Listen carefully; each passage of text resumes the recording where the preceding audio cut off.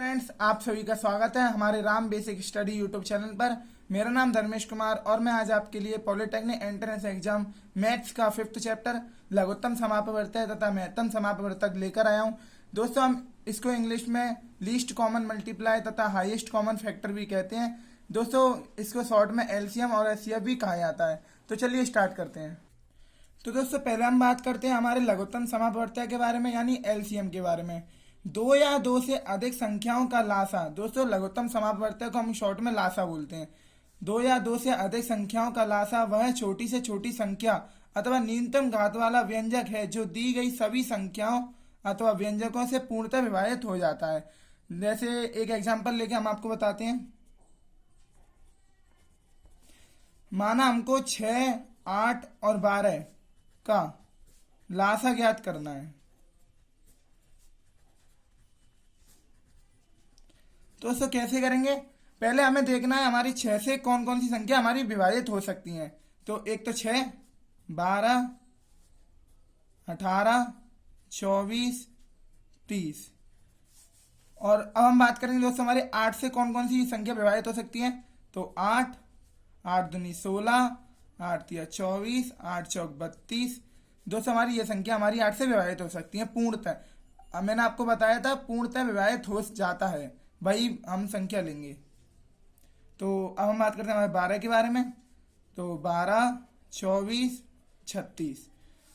दोस्तों, मैंने आपसे बोला वह संख्या जो हमारी तीनों संख्याओं को पूर्णतः विभाजित कर दे, वह न्यूनतम संख्या होनी चाहिए। तो हमारी न्यूनतम संख्या हमारी है 24। दोस्तों, हमारी ये 24 ऐसी संख्या है जो हमारी तीनों संख्याओं से पूर्णतः विभाजित हो जाती है। और न्यूनतम हमको संख्या लेनी है। वैसे तो हमारी 48 भी हो सकती है, क्योंकि 6 से भी विभाजित है, 8 से भी है, 12 से भी है, लेकिन हमको दोस्तों न्यूनतम संख्या लेनी है। तो वही हमारा होता है लासा। तो हमारा लासा हो जाएगा दोस्तों 24। अब हम बात करते हैं दोस्तों हमारे दूसरे एग्जाम्पल के बारे में। दोस्तों, तो हमारा दूसरा एग्जाम्पल है वो है 12, 18, 9 का लासा ज्ञात कीजिए। दोस्तों, हमारे 12 से पूर्णतः विभाजित होने वाली कौन कौन सी संख्या हो सकती है। तो हमारी 12, 24 हो सकता है, 36 हो सकता है, 48। अब हम बात करते हैं दोस्तों डॉट डॉट डॉट डॉट। अब हम बात करते हैं दोस्तों हमारे 18 के बारे में। 18 से पूर्णतः विभाजित कौन कौन सी संख्या होती है। 18, 36, 54 डॉट डॉट डॉट डॉट। अब हम बात करते हैं दोस्तों हमारे 9 के बारे में। 9 से पूर्णतः विभाजित कौन सी हो सकती है हमारी संख्या। 9, 18, 27, 36। दोस्तों, मैंने आपसे बोला था वह न्यूनतम संख्या लेनी है जो हमारी तीनों संख्याओं से विभाजित हो सकती है। तो दोस्तों, हमारी सबसे न्यूनतम हमारी संख्या कौन कौन सी हो सकती है। 12 नहीं हो सकती, क्योंकि हमारा 12 से तो विभाजित हो जाएगा, लेकिन 18 से नहीं होगा। तो दोस्तों, हमारी वह संख्या है 36। दोस्तों, हमारी 36 वह न्यूनतम संख्या है जो इन तीनों संख्याओं से विभाजित हो सकती है। तो हमारा लासा हो जाएगा दोस्तों 36। दोस्तों, अब हम बात करते हैं एलसीएम निकालने की विधियों के बारे में, यानी लघुत्तम समापवर्तक निकालने की विधियों के बारे में। दोस्तों, हमारी लघुत्तम समापवर्तक की विधि निकालने के लिए हमारी दो विधि होती है। एक पहली होती है गुणनखंड विधि,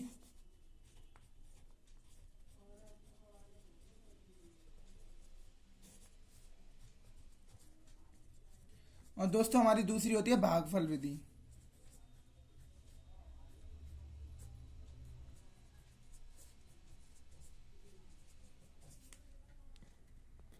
तो दोस्तों, पहले हम बात करते हैं हमारी पहली गुणनखंड विधि के बारे में। तो दोस्तों, इस विधि में पहले संख्याओं या बहुपदों का अभाज्य गुणनखंड करते हैं, फिर अधिकतम घातों के प्रत्येक गुणनखंड के गुणनफल प्राप्त करते हैं, तब यही अभिष्ट मान लासा कहलाता है। जैसे एक एग्जांपल लेके हम आपको बताते हैं। हमें 6, 8, 12 का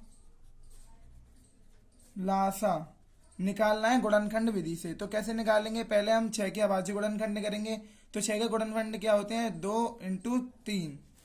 अब 8 के क्या होते हैं? 2 × 2 × 2। फिर दोस्तों हमारे 12 के हमारे क्या होते हैं? 2 × 2 × 3। दोस्तों, अभाज्य गुणनखंड निकालने के बाद मैंने आपको बताया था फिर अधिकतम घातों के प्रत्येक गुणनखंड के गुणनफल प्राप्त करते हैं। तो अधिकतम घात दोस्तों हमारी यहाँ पर 2 की घात 1 है, यहाँ पर 3 की घात 1 है। यहाँ पर दोस्तों हमारी 2 की घात हमारी हो जाएगी 2 की पावर 3, क्योंकि 2 × 2 × 2 को हम 2 की पावर 3 भी लिख सकते हैं। और 12 का दोस्तों हमारा हो जाएगा, यहाँ पर हो जाएगा 2 की पावर 2 इंटू 3। मैंने आपको बताया था कि अधिकतम घात वाली को लेते हैं। तो दोस्तों हम यहाँ पर हमारी 2 की अधिकतम घात 3 है, तो हम पहले 2 की अधिकतम घात हम 3 को ले लेंगे। अभी हमारा दोस्तों बात होगी हमारी 2 के बारे में। अब बचा हमारा 3, तो 3 की हमारी अधिकतम घात इन तीनों में से कहाँ पर है दोस्तों? यहाँ पर हमारी 1 है, यहाँ पर भी दोस्तों हमारी 1 है, और लेकिन यहाँ पर हमारी कोई भी तीन है ही नहीं, तो यहाँ पर हम 3 की घात 0 मानेंगे, क्योंकि किसी की भी पावर अगर हमारी 0 होती है तो हमारा वो 1 कहलाता है। तो हमारी 3 की जो अधिकतम हमारी घात होगी वो हमारी 1 ही है, तो इंटू में हम 3 की पावर 1। अब दोस्तों इसको हम हल कर देंगे तो हमारा हो जाएगा 8 गुणा 3।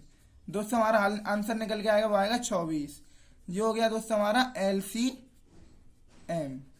जैसे एक और एग्जांपल लेके हम आपको समझाते हैं। दोस्तों हमारा दूसरा एग्जांपल है 6 और 18 का हमको दोस्तों लासा ज्ञात करना है। तो मैंने आपको पहले बताया, इसके पहले अभाज्य गुणनखंड करेंगे तो क्या आएगा? 6 के अभाज्य गुणनखंड हमारे हो गए 2 गुणा 3, और 18 के दोस्तों हमारा हो जाएगा 2 गुणा 3 गुणा 3। अब दोस्तों मैंने आपको बताया सबसे अधिकतम घात लेते हैं, तो दोस्तों यहाँ पर हमारे 3 की पावर 2 है, यहाँ पर 3 की पावर 1 है, तो हम पहले 3 की पावर 2 वाले को लेंगे इनटू।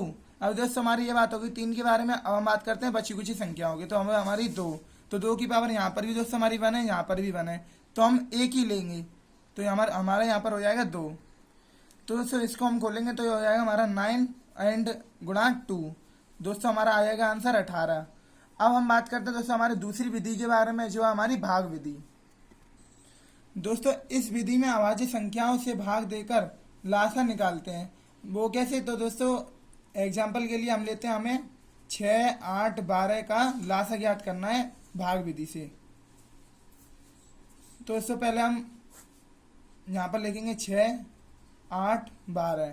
तो सबसे पहले हम वह छोटी से छोटी संख्या का भाग देंगे जो इनमें से कोई भी संख्या को पूर्णतः विभाजित कर दे।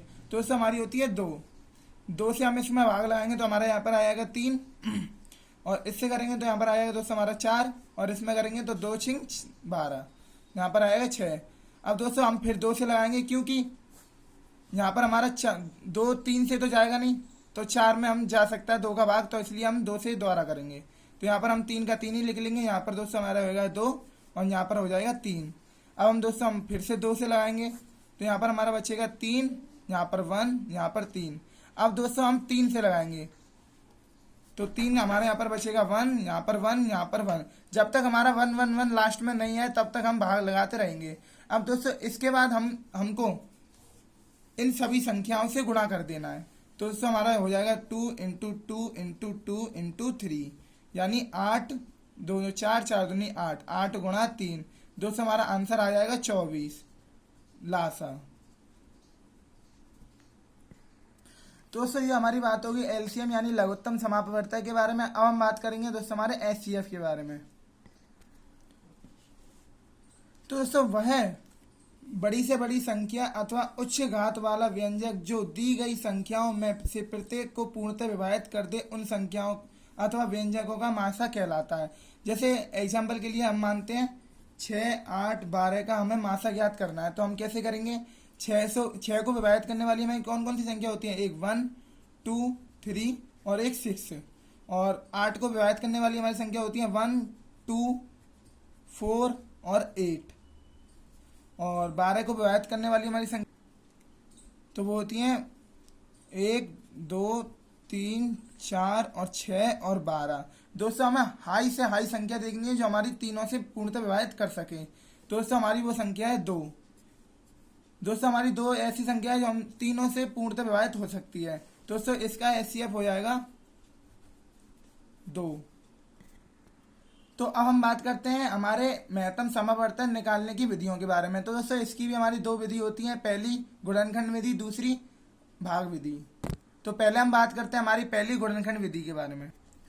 तो दोस्तों इस विधि में दी गई संख्या का अभाज्य गुणनखंड निकालते हैं, तब सर्वनिष्ठ गुणनखंडों का गुणनफल ही अभिष्ट मासा कहलाता है। जैसे एग्जाम्पल की हम लेते हैं 6 8 12 का हमें मासा ज्ञात करना है गुणनखंड विधि से। तो पहले हम इसके अभाज्य गुणनखंड करेंगे तो 2 गुणा 3, फिर इसके अभाज्य गुणनखंड करेंगे तो आएगा दोस्तों हमारा 2 गुणा 2 गुणा 2, और इसके अभाज्य गुणनखंड करेंगे तो हमारा आएगा 2 गुणा 2 गुणा 3। तो दोस्तों सर्वनिष्ठ गुणनखंडों का गुणनफल ही हमारा क्या कहलाता है, मासा कहलाता है। तो दोस्तों हमारा इसमें सेम क्या है, 2 इसमें भी है, 2 इसमें भी है, 2 इसमें भी है।